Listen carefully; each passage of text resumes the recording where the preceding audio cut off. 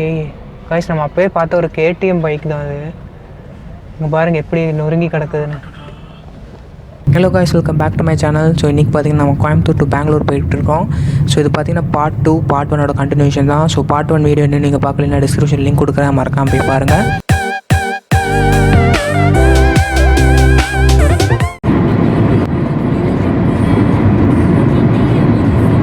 Guys, இங்கே பார்த்தீங்கன்னா left Bangalore, ஸ்ட்ரைட்டாக போனால் நாமக்கல். ஸோ வந்து லெஃப்ட் போகணும். இங்கேயே போர்டு வச்சுருக்காங்க.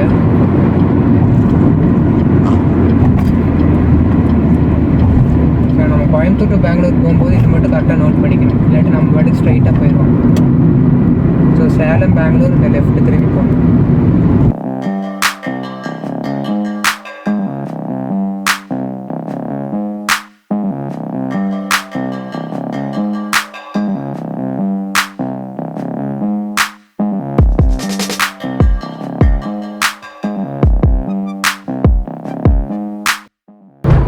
அவ்வளோதான். இப்போ இந்த ரோட்லேருந்து ஒரே ரோடு தான். ஸோ ஸ்ட்ரைட்டாக போயிட்டா பெங்களூர் ரீச் ஆகிடலாம்.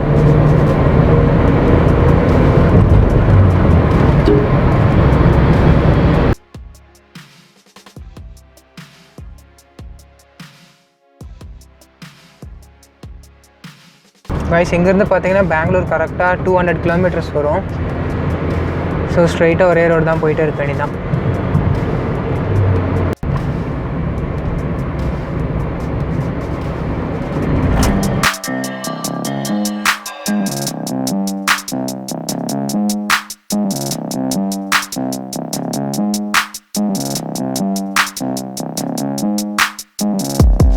இப்போ வரைக்கும் பார்த்தீங்கன்னா ரோடெல்லாம் அருமையாகவே இருந்துச்சு.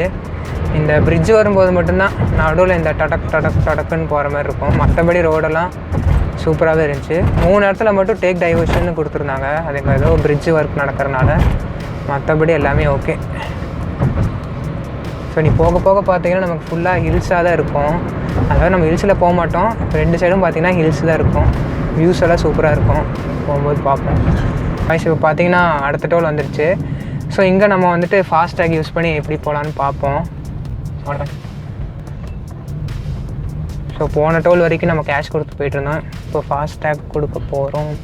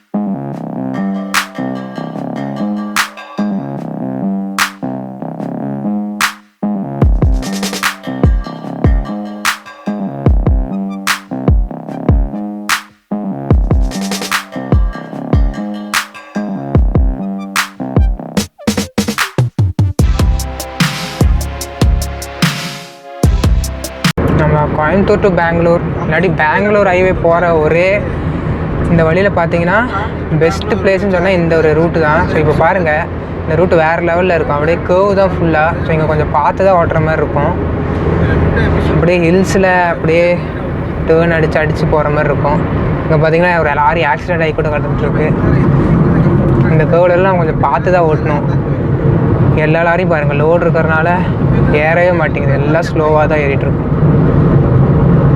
நைட் டைம் பார்த்திங்கன்னா இங்கே ஃபுல்லாக லைட் வச்சுருப்பாங்க, ஃபுல்லாக ரிஃப்ளெக்டரு, அதுக்கப்புறம் நிறைய இதெல்லாம் வச்சுருப்பாங்க. டேஞ்சரஸ் கர்வ்ஸ் ஹெட்டு, ஸோ கோஸ்லோ, அந்த மாதிரி நிறைய போட்ஸ் எல்லாம் சயின்ஸ் எல்லாம் வச்சுருப்பாங்க. பார்த்திங்கன்னா லாரிங்க பாருங்கள், இதுதான் இங்கே ஒரு பிரச்சனை. ஓவர்டேக் எடுக்க போகும்போது முன்னாடி இன்னொரு லாரி ஸ்லோவாக போயிட்டுருக்கும். ஸோ நம்ம வெயிட் பண்ணி பொறுமையாக ஓட்டிகிட்டு போகணும். பாருங்கள், இந்த லாரி ஓவர்டேக் எடுக்கிறதுக்குள்ளே அங்கே இன்னொரு லாரி போயிட்டுருக்கு.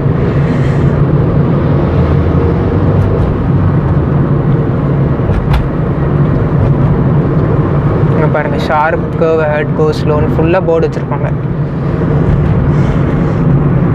பார்த்தீங்கன்னா முன்னாடி 2 லாரி ஸ்லோவாக போயிட்டுருக்கு. ஸோ இப்போ நம்ம எப்படி போகிறது? அப்படியே டக்குன்னு லெஃப்ட் அடிச்சுட்டு ஃபுல்லாக பார்த்துட்டு தான் போகணும். பாருங்கள், ஃபுல்லாக லோடு இருக்கிறனால லாரி ஏறவே மாட்டேங்குது. அந்த சைடு பாருங்கள் எவ்வளோ டிராஃபிக்னு லாரினால். ஃபுல்லாக லாரி தான். அதே நைட் டைமெல்லாம் பார்த்தீங்கன்னா இதை விட அதிகமாக இருக்கும். ஸோ நம்மளுக்கு ஓட்டவே முடியாது இந்த ஒரு ஏரியாவில்.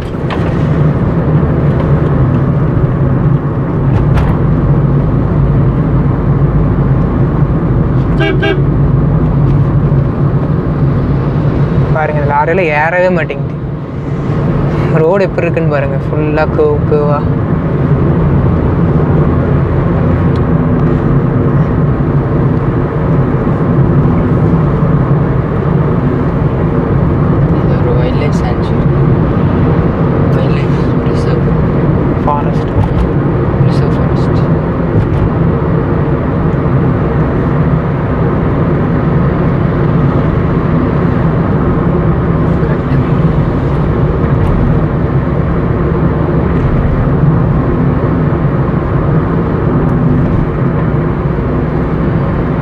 ஆக்சுவலாக ஒரு ஃபாரஸ்ட் ஏரியான்னு நினைக்கிறேன். பாருங்கள், இந்த மாதிரி எலிஃபண்ட் கிராசிங்கு, அந்த அனிமல் கிராசிங்னெல்லாம் போர்டு வச்சுருக்காங்க. ஸோ நைட் டைம் வரும்போது கொஞ்சம் ரிஸ்க்காக தான் இருக்கும். பட் ஹைவேனால பிரச்சனை இல்லை, நிறைய வண்டி போயிட்டுருக்கும்.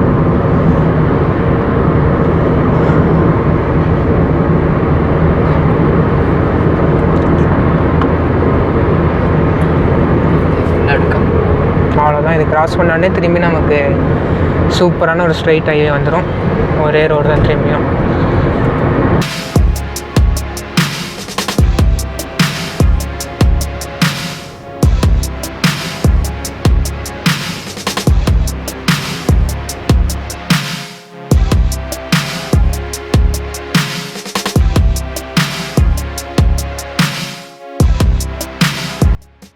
இன்னொன்று பார்த்தீங்கன்னா எங்கள் லாரியே இன்னொரு லாரி ஓவர்டேக் எடுக்கும்.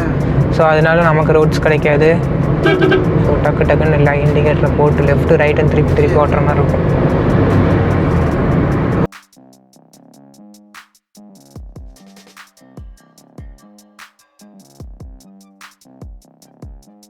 பெங்களூர் பார்த்தீங்கன்னா 156 கிலோமீட்டர் இருக்குது. நெக்ஸ்ட் டோல் வந்துருச்சு. சென்னை பார்த்தீங்கன்னா இங்கேருந்து 322 கிலோமீட்டர்ஸ். ஸோ நம்ம டோல் பிளாஸாவும் பார்த்தீங்கன்னா முன்னாடியே போர்டு வச்சுருவாங்க, இன்னும் எத்தனை கிலோமீட்டர், இல்லாட்டி ஒரு 2 கிலோமீட்டர் இல்லாட்டி 500 மீட்டர் அப்படின்னு போர்டு வச்சுருவாங்க. இது ஆக்சுவலாக பார்த்தீங்கன்னா 3rd or 4th Dholu, 4th. இப்போ 4th டோல்னு நினைக்கிறேன். ஸோ இங்கே பார்த்தீங்கன்னா 95 ருபீஸ் 1 வேக்கு, 2 வேக்கு பார்த்தீங்கன்னா 145 ருபீஸு. ஸோ இங்கேயும் பார்த்தீங்கன்னா போர்டு வச்சுருக்காங்க. 2 வீலருக்கு தனியாக அந்த லெஃப்ட் சைட் கார்னரில் இருக்குது. கேஷு ஃபாஸ்டேக் பார்த்தீங்கன்னா இங்கே போர்டு வச்சுருக்காங்க. ஸோ நம்ம ஃபாஸ்டேக்கில் போயிடலாம்.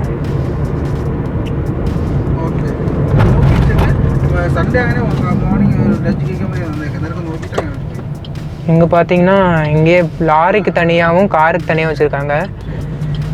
இங்கே எங்கேயா ஆக்சுவலாக லாரிக்காரன் தப்போ போயிட்டுருக்கான், அவன் லெஃப்ட்டில் போகணும்.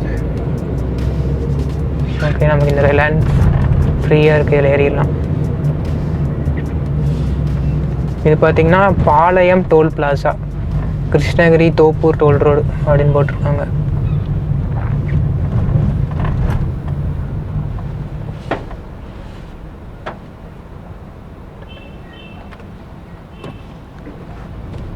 அவ்வளோதான். ஸோ டோல் பே பண்ணியாச்சு.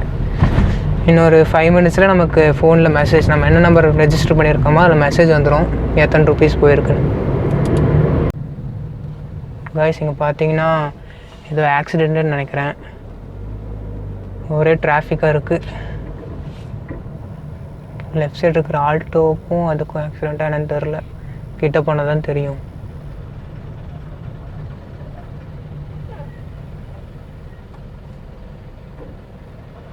இங்கே ரோட்டில் பாருங்க, கீழே ஏதோ இடிச்சு ஃபுல்லாக கிளாஸ் மாதிரி ஏதோ கிடக்குது.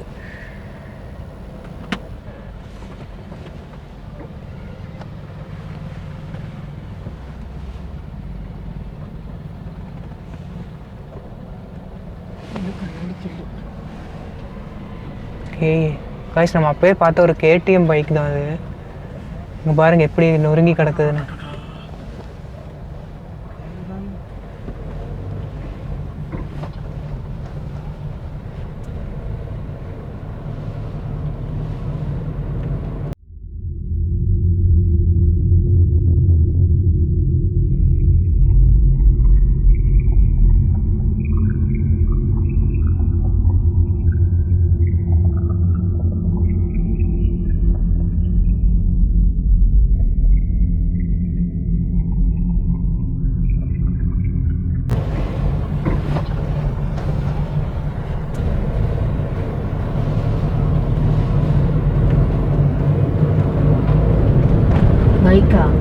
நம்ம போய் பார்த்தோம்ல காய்ஸ், ஒருத்தன் RC 200 எவ்வளோ ஃபாஸ்ட்டாக போனான். நீங்கள் பார்த்தீங்கன்னு தெரில, நான் பார்த்தேன். ஸோ அவன் அந்த பைக் தான் ஆக்சிடென்ட் ஆகி கிடக்குது.